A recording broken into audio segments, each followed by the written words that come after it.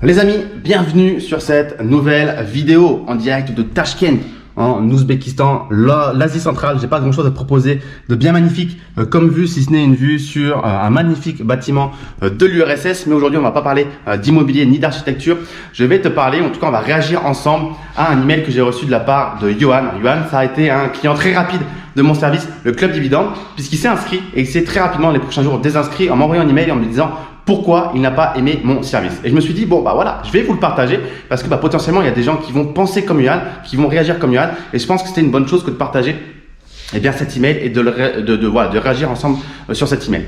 Vous allez voir que, en fait, Johan, donc en fait, le Club Dividende, le service sur lequel il s'est inscrit, déjà pour que tu aies un petit aperçu de ce que c'est tout simplement un service dans lequel je partage tous les mois les actions dans lesquelles j'investis mon propre argent. Donc vers le 15 du mois, généralement, je te dis, j'ai investi mon argent dans cette action, voici pourquoi. Il y a plusieurs raisons, plusieurs lignes que je t'envoie sur pourquoi j'ai choisi d'investir dans cette action. Et ensuite, libre à toi de recopier ou non. Et Johan, donc, il s'est inscrit à ce service et très rarement, il s'est désinscrit. Tu vois à l'écran, l'email qu'il m'a envoyé, je te le montre et on va le lire ensemble. Il a dit voilà, bonjour, pas de problème, je vais vous répondre honnêtement. On lui avait demandé pourquoi tu te désinscris. On demande systématiquement à tout le monde pourquoi on se désinscrit, pourquoi les gens se désinscrivent pour avoir des études et des statistiques et pour savoir quel est le niveau de satisfaction du produit. Et il a dit voilà, je vais vous répondre honnêtement, je ne suis pas rentré dans l'analyse fondamentale des sociétés. Avant de le faire, j'applique un des préceptes du livre de Raphaël qui dit que le cours de l'action doit être croissant sur les dernières années. Or, 3 actions qu'il a dans son portefeuille ne font que baisser depuis au moins 10 ans. Il en cite 3. Et quand bien même il les a achetés il y a plus de 10 ans, il conseille dans le livre de procéder à des arbitrages si le cours ne fait que baisser. Or, ces actions sont de véritables pistes de ski, voire graphes. Ensuite, pour les entreprises qu'il conseille d'acheter en juillet, pour les exemples il en cite 2 autres entreprises, les cours sont aussi baissiers, ce qui va à l'encontre de ce qu'il a écrit dans son livre. Ok ? Bon, on va revenir sur l'email de Johan en 6 petits points parce qu'il y a des choses qu'il a dit qui sont fausses simplement. Si tu as lu le livre également, peut-être que tu t'es dit mince, je comprends pas ce qu'il dit, moi j'ai pas lu ça dans le livre. Voilà, le livre également dans la barre de description, c'est un livre de 704 pages sur la stratégie des actions à dividendes et Johan l'a lu et reprend des éléments de ce livre qui ne sont pas vrais, peut-être qu'il les a mal perçus, les a mal compris, etc., etc. Donc, première chose que je dis systématiquement, c'est que en effet, le cours des actions doit idéalement être croissant et régulier et on doit éviter ce qui ressemble à des montagnes russes. Donc à un moment ça croît, puis ça décroît, puis ça croît, puis ça décroît. On veut quelque chose de relativement stable, de croissant et de régulier. Ça veut dire que c'est plutôt bon signe pour l'entreprise et son développement et sa croissance. Encore une fois, je dis idéalement, c'est-à-dire que ce n'est pas une condition sine qua non. C'est-à-dire que dans le livre, je partage 25 à 30 critères que je regarde personnellement avant d'investir dans une entreprise. Et évidemment que les 25 à 30 critères ne seront jamais respectés dans leur totalité. On en parlera un petit peu plus loin dans cette vidéo. Donc attention, ce n'est pas une condition obligatoire, c'est idéalement croissant et régulier. Donc évidemment, parfois ça m'arrive d'investir dans des valeurs qui ont des cours au niveau du cours de l'action qui sont pas forcément extrêmement réguliers parce que évidemment on n'a jamais un cours d'action qui fait tout le temps comme ça. Ça serait trop beau, trop magique la bourse si on avait des cours d'action qui étaient systématiquement tout droit et en croissance. Ça n'existe pas. Évidemment parfois il y a des montagnes russes quand il y a des crises, quand l'entreprise traverse des événements difficiles, un procès, des pertes de marché ou ce qu'on veut. Évidemment l'entreprise peut décroître. L'idée, c'est de se dire, il faut voir pourquoi ça décroît, dans quelle proportion et quel est selon moi le juste prix de l'entreprise par rapport au moment où je l'achète. Si c'est en décroissance, mais que c'est carrément sous-évalué par rapport à ce que vous pensez que ça vaut, voilà, ce serait plus français, il n'y a aucun souci pour l'acheter, même si c'est un petit peu en décroissance ou même beaucoup en décroissance. J'ai déjà acheté des valeurs qui étaient en décroissance et qui m'ont généré de très très belles plus-values par la suite parce que j'estimais d'après mon analyse fondamentale que ça valait largement plus et que le dividende était très sympathique. Donc ça, premier point.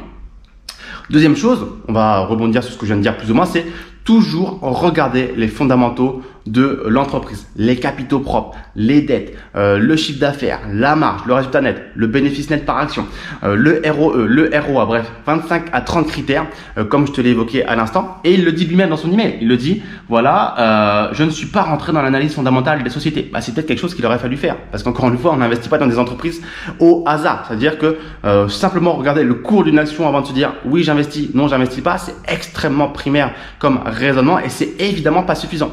S'il suffisait de regarder tout le cours des actions des entreprises et de se dire là c'est croissant et régulier, j'achète, là c'est pas croissant et régulier, j'achète pas, ou c'est en décroissance, j'achète pas, non, ça serait beaucoup trop simple, tout le monde deviendrait riche. Donc encore une fois, l'analyse fondamentale, c'est pas juste pour s'amuser, c'est évidemment pour regarder la santé de l'entreprise. Donc, toujours regarder l'ensemble des critères et faire une analyse fondamentale. Ensuite, dans l'email est écrit que si le cours baisse, c'était où?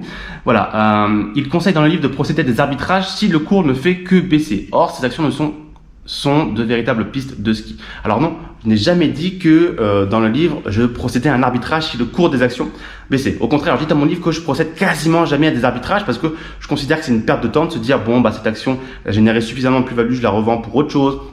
Ou cette action, elle est en moins-value, à moins 20%, je m'en sépare parce que bah voilà, c'est une position dans le rouge, je m'en sépare. Non, je ne réagis pas du tout comme ça. Au contraire, je dis que lorsque j'ai fait une analyse fondamentale de mon entreprise au tout début et que j'estime que c'est une belle entreprise, que j'ai envie de la détenir, à la Warren Buffett, je l'achète et je la détiens sur le long terme. Donc le long terme, c'est des dizaines d'années, voire à vie.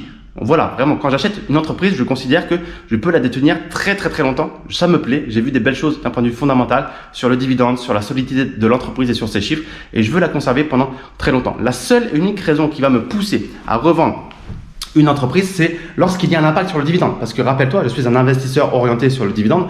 Je cherche à avoir des dividendes qui, pour le coup, eux, sont réguliers et croissants sur le long terme. Donc là, je n'autorise aucune exception sur le dividende. C'est-à-dire qu'un cours qui baisse, c'est pas très grave. C'est pénible parce que potentiellement, ça va générer sur le court terme de la moins-value. Mais bon, c'est comme ça fait partie du jeu. On peut pas avoir que des cours de bourse qui sont croissants. Par contre, le dividende, je ne peux pas négocier là-dessus. C'est-à-dire qu'un dividende qui est baissé ou qui est supprimé, très très rapidement, généralement, ça va déclencher chez moi un ordre de vente. Alors pas forcément immédiatement, parce qu'encore une fois, généralement, le problème c'est que l'annonce d'une baisse ou d'une suppression du dividende va immédiatement impacter le cours de façon relativement conséquente. Et donc revendre immédiatement, ça serait à la fois voir un dividende qui a été baissé ou supprimé, et en plus voir une grosse moins-value qui a été immédiatement matérialisée sur les cours de bourse.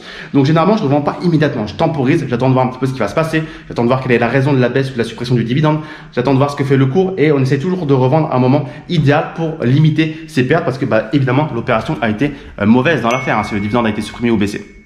Honnêtement, ça ne m'est arrivé que 2 fois et c'était en pleine période. Alors pas une entreprise en pleine période de coronavirus et une avant, je ne sais même plus pourquoi elle avait baissé son dividende, mais ça m'est arrivé que 2 fois en 8 ans. Donc toi, c'est quand même très très très peu. Donc non, encore une fois, un cours qui baisse ne veut pas dire arbitrage. La seule raison de vendre pour moi, c'est un impact sur le dividende. Ok ? Quatrième point, quelle est la signification d'un cours qui baisse? Un cours qui baisse, encore une fois, ça ne veut pas dire que l'entreprise va mal. Il faut comprendre que les marchés, derrière les marchés, il y a qui? Il y a des humains, il y a vous, il y a moi, il y a des investisseurs qui ont des émotions et qui sont parfois très optimistes et qui sont parfois très craintifs et qui vont parfois réagir sans forcément réfléchir ou qui vont surréagir à une nouvelle. Encore une fois, il faut comprendre ça. Et on le voit très bien en 2022, c'est un très très bel exemple où on a la moindre nouvelle qui déclenche des mouvements de volatilité qui sont monstres. Il suffit que Poutine fasse un mouvement ou que la Chine dise quelque chose ou que Elon Musk dise quelque chose ou que les États-Unis fassent quelque chose ou que voilà, il peut se passer beaucoup de choses et beaucoup de volatilité. Et encore une fois, c'est pas parce que Musk a mis un tweet et que le marché a pris moins 10% ou que Poutine a fait quelque chose et que le marché a pris moins 10% que tout de suite toutes les entreprises d'un point de vue fondamentalement parlant, elles ont elles ont régressé de 10%. Non, elles ont toujours potentiellement autant de brevets, autant d'usines, autant d'employés, autant de produits, autant voire même plus de chiffre d'affaires, etc., etc. Donc, il faut vraiment voir si la baisse du cours d'une action, c'est quelque chose qui est généralisé. Est-ce que c'est tout l'indice? Est-ce que c'est tout un secteur et pourquoi? Ou est-ce que c'est ciblé à l'entreprise? Si c'est ciblé à l'entreprise, évidemment, potentiellement, là, il y a un souci quelque part. Il faut voir pourquoi l'action et uniquement cette action, elle a baissé de 10%, de 15%, de 20%. Et là, potentiellement, il se passe quelque chose. Mais encore une fois, il faut comprendre que les marchés sont parfois un petit peu irrationnels et qu'il y a des craintes qui sont pas forcément toujours justifiées ou qui sont pas toujours très très claires et que il y a parfois des économies qui sont un petit peu tremblantes comme on le voit en ce moment. On nous parle tout le temps de récession en ce moment et donc quand on nous parle tout le temps de récession en permanence dans les médias, ce qui se passe c'est que les investisseurs vont être frileux vers les entreprises par exemple du secteur cyclique. Les entreprises du secteur cyclique sont des entreprises qui suivent l'état de l'économie. Donc si l'économie va mal, ces entreprises vont mal. Si l'économie va bien, ces entreprises vont bien. Donc dans ce cas de figure où les médias nous disent sans cesse que ça va mal, on est en récession, on va rentrer en récession.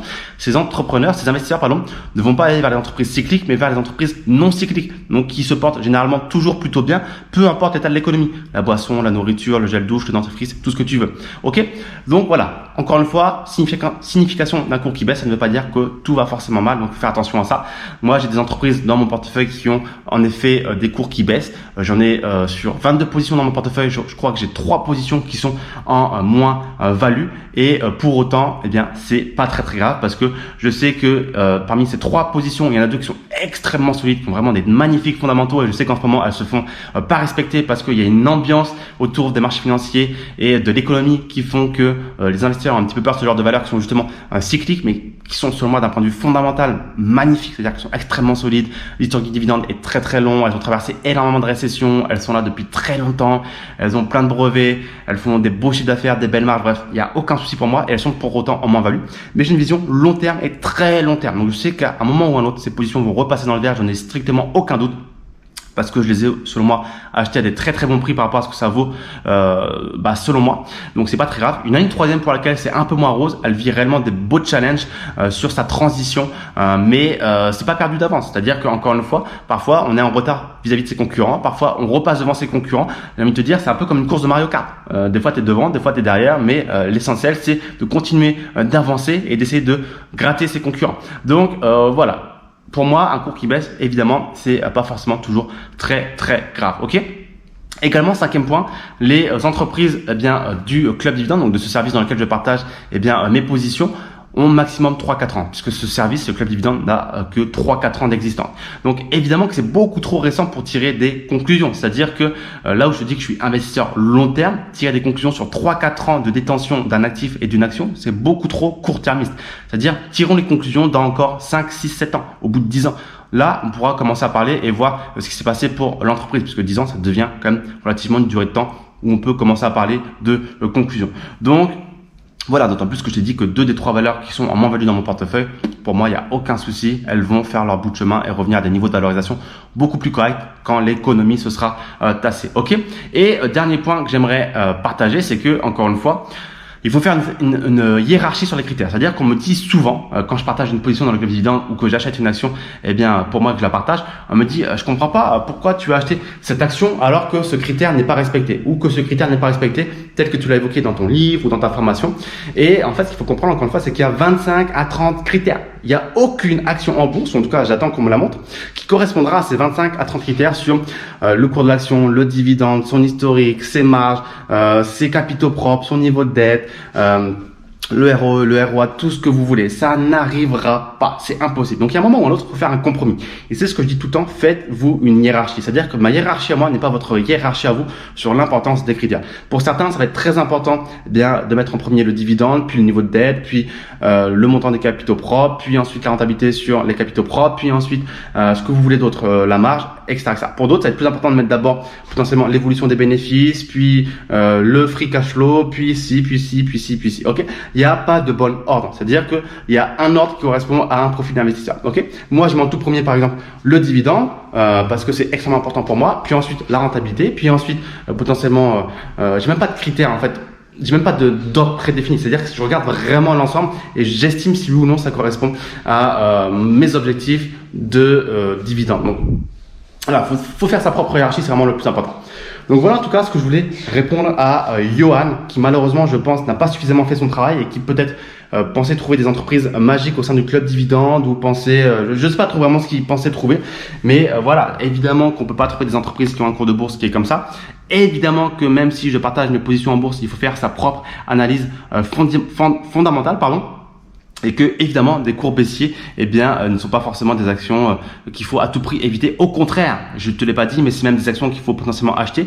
Moi, sur l'année 2022, il y a beaucoup d'entreprises que j'ai achetées qui sont en décroissance, parce qu'évidemment tout l'indice est en décroissance, donc qu'est-ce que tu veux faire d'autre? Il y a beaucoup d'entreprises qui sont évidemment en décroissance, et pour moi c'était une aubaine parce que j'ai vu des magnifiques entreprises qui se vendaient. Il y a des mecs qui vendaient leurs actions de ces entreprises à des prix selon moi bradés, et il y a des actions qui vont, je le sais, je vois pas comment ça peut être autre que ça, qui vont me générer de très belles plus-values. Donc voilà, un cours qui baisse, ça peut être également une opportunité de saisir des opportunités. Voilà.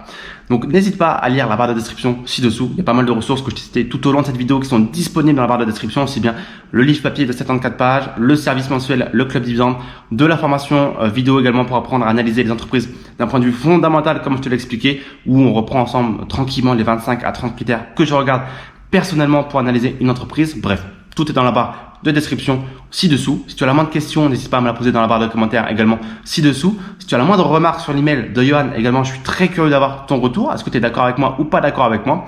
Dis-moi tout et je te dis à très vite pour une prochaine vidéo. Ciao, ciao.